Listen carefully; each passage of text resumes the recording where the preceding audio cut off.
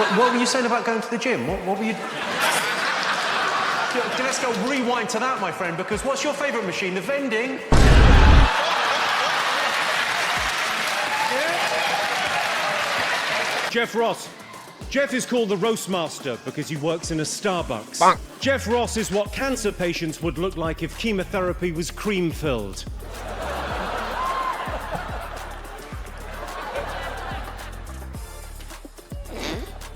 Most people would get punched in the face for saying half the things Jimmy Carr says, but he has this weird ability to crack the most cancelable joke to a celebrity, and even they will end up laughing the hardest. Don't believe me? Check out his track history. He looks like his dick wears a monocle. Here he is, Jimmy Carr. Right away, the first person feeling the classic Jimmy Carr burn is a Hollywood queen. Cameron Diaz hasn't had a hit in years, but Jimmy made sure she felt the heat one last time. So I'm backstage, I'm wandering up and down, just feeling kind of nervous. And Cameron Diaz, who's over there, God bless her, is wearing this amazing gold lame thing. Wow. No bra. What the? And there was some discussion, there was discussion in the corridor as to whether you would be able to see the boobage when she leant forward. And she was having the discussion with her, I don't know, I guess, she doesn't publicist have or boobs. something. And she's leaning forward, and the nerves were, I saw the boobs, the nerves were gone. It's not easy performing stand-up with an erection, but it was good. What? It's okay to say that. Okay, I admit it, it's more of a compliment than an insult, depending on how Cameron took it. Because host Jonathan Ross certainly didn't take it well when it was his turn. Jonathan Ross is a broadcaster, writer and chat show host. Is there anything he can't do? Yes, he can't say around the rugged rock, the rugged rascal ran. Jimmy, there's no need for you to be such a prick. I mean, come on. But you know who can take a Jimmy Carr roast? Comedians. In fact, Scotland's finest, Kevin Bridges. And joining John tonight, it's Kevin Bridges. Woo!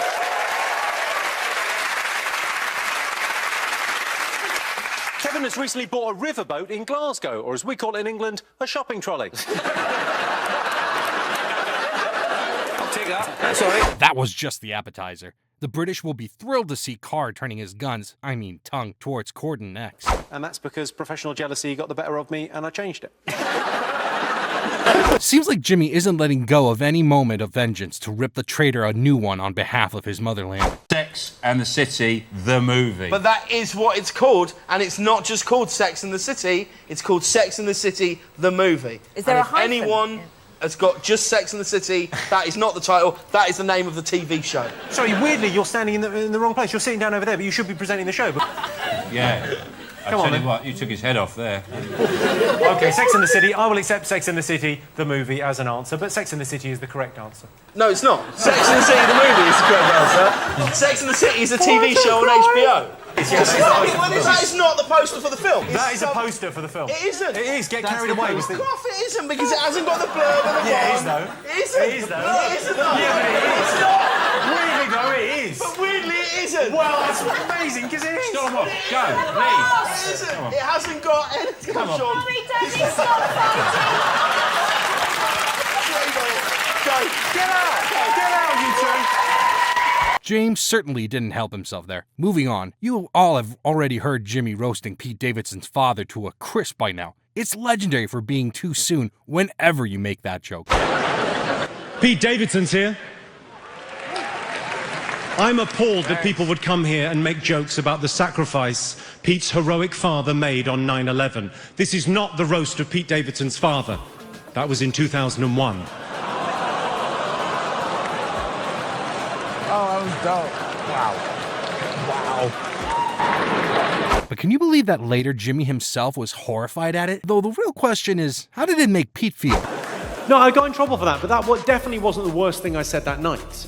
That wasn't the worst thing you said. Well, no, because Pete Davidson was on the show. Oh, God. He's a mate of mine. He's on Saturday Night Live. Wonderful comic. But his father died in 9/11. He's one of the firefighters that went into the building and was trying to save people as they collapsed. And I said, I really dressed it up as well. I went, I'm appalled that people would come here and make jokes about the sacrifice Pete's heroic father made on 9/11. This is not the roast of Pete Davidson's father. That was in 2001. How did Pete react? I mean, he's a broken man. No, he was fine. Yeah, that still didn't stop him from making the same joke again. I tried it the night before, actually, in the Comedy Store in LA, which is one of my favorite clubs in the world. And I did it, and like the audience was like, your reaction was like, oh, and there was one guy at the back, like, fucking hell, he's laughing loud. Oh, Pete. Of course. Then there's Alan Carr, who shares a love-hate relationship with his funnier industry brother. Alan, how do you cope with loud bangs? Oh, I hate loud bangs. That could have been like Michael Jackson when his head went on fire and got addicted to painkillers. I think if your hair was going to catch fire, it'd have to be a bloody good shot, wouldn't it? Alan Carr, he's either a human with above-average intelligence or the cleverest beaver that ever was. In fact, both of them love two things. One, fooling the audience with their sibling affections, and two, hauling each other over the coals. Okay, I'm back. Our mum and dad must be so proud of us. He's joking, we don't know who our dad is. You should have been on Jeremy Kyle. It's a Middlesex University. I know your name was on the wall. I often leant against it. His name What? was on the wall. Sorry, what? Toilet wall. Shut it, will you? But seriously, there is too much plastic in the world. Do you agree with me? And that's a serious point. I'm not making a cheap dig about your face. But you know the comedian has never cared if you have a Grammy or a crown. When it's Kanye or the royal family, Jimmy is going to find a way to connect them that'll make you clutch your pearls and spit out laughing. Prince William or Prince Harry? Prince William or Prince Harry? Well, the royal family, right, if you can imagine, they're like our Kardashians. And Prince Harry is very much our Kanye. He occasionally dresses as a Nazi, and he fucked up. It's not just his stand-up shows where Jimmy spills his savage. Some of his best work is actually hosting the 8 out of 10 Cats game show, like when he shut down Britain's Got Talent's David Williams, flirting and getting borderline creepy. What were you worried about when you were young? Because you told me you were very confused when you were young. How do you resolve those issues? Just stop it. You'd love it if I kissed you. No, I wouldn't. You would love it. You just need to try it. I don't know whether this is the forum. It is. I am ready. Let me just give you a little kiss. No. You kissed Louis earlier. Well, you kissed my knee earlier as well, so... David can try to seduce Carr all he wants, but trust me, Jimmy and Katherine Ryan are the double British-Canadian act you never even knew you wanted. Predominantly vaginas with different objects inserted. And so you guys know each other? Definitely not you. How dare you? He's no one's type. That's what the money's for. The show. I'm a mid-30s lady, and I'm so distracted. Are we letting that go? Yeah. No, if everyone else is letting it go, I'll let it go. Yeah, mid-30s, yeah. Go on. You know exactly how old I am. You adopted me. If Katherine's Jimmy's on-screen wife, Nikki Glaser is his absolute favorite side chick. Things where I thought I was pregnant, but I've always just known, like, you're not pregnant, bitch. You're just late because you've been eating weird or whatever. I think you should start a family there. I'm going to go there. I think you should start a family right now. I think you would make interest. I would be a great mom. Oh, so I was going to... I didn't think so, but... No, I think you're running out of things to talk about in your comedy specials. I think you should have a family. You think that you'd be is a not great... wrong. In fact, this entire podcast was the real Nikki Glaser roast, because boy, did she have it rough. Speaking of huge, let's talk about dicks. Let's talk about him. Jimmy Carr is here. You've already heard him already. So, Nikki, surrounded by 4 men. This feels like a night out for you, doesn't it? Come on. This is so exciting for me. I love this cup of That's soup. bad, though, because after a couple of drinks, you can sleep with a guy. But if he gives you $14, you really feel like a budget hooer. I would love that. Nikki Glaser, budget hooer. That could be the new special title right there. Listen, I'm workshopping some. Thank you. If that wasn't enough, she again got roasted at someone else's roast. Nikki Glaser is here, one of my favorites. On Nikki's Comedy Central show, Not Safe, she found out her father is hung like a horse. And we found out Nikki inherited her face from her dad's dick.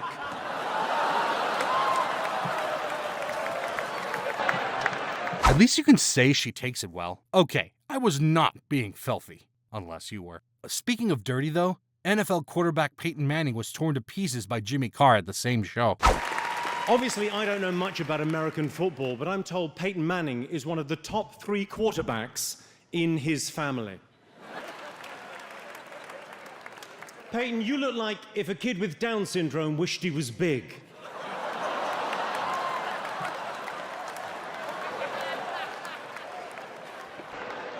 But my personal favorite is when he literally broke down Andrew Tate's personality to a T at Stephen Bartlett's Diary of a CEO podcast.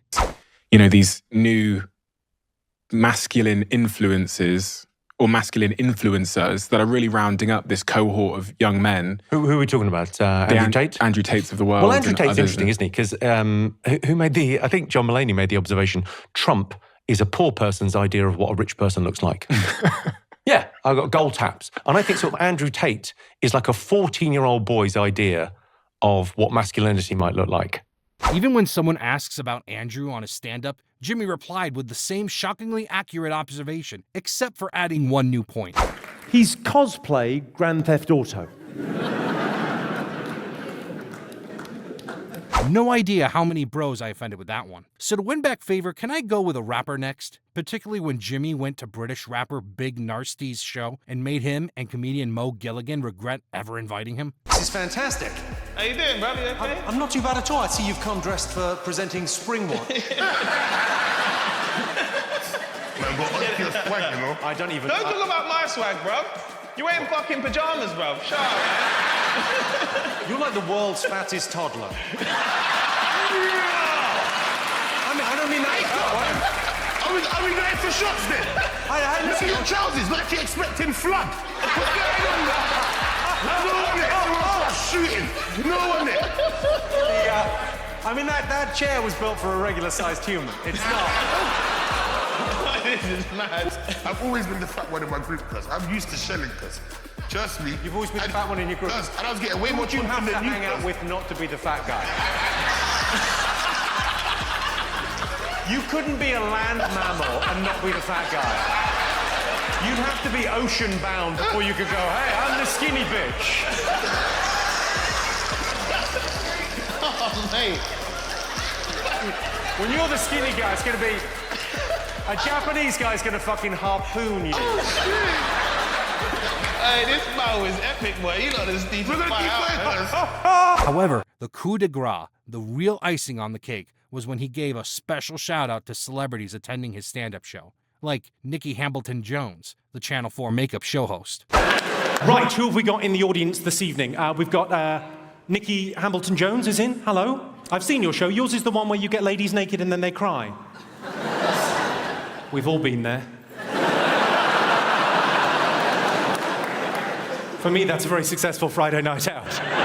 It wasn't just her. Singer James Morrison and his chart-breaking songs were also caught in the crossfire. Have we got James Morrison? Is James Morrison in the house? Where's he? Can't believe it. Hello, James. How are you? An amazing musician, especially if you find James Blunt a bit rocky.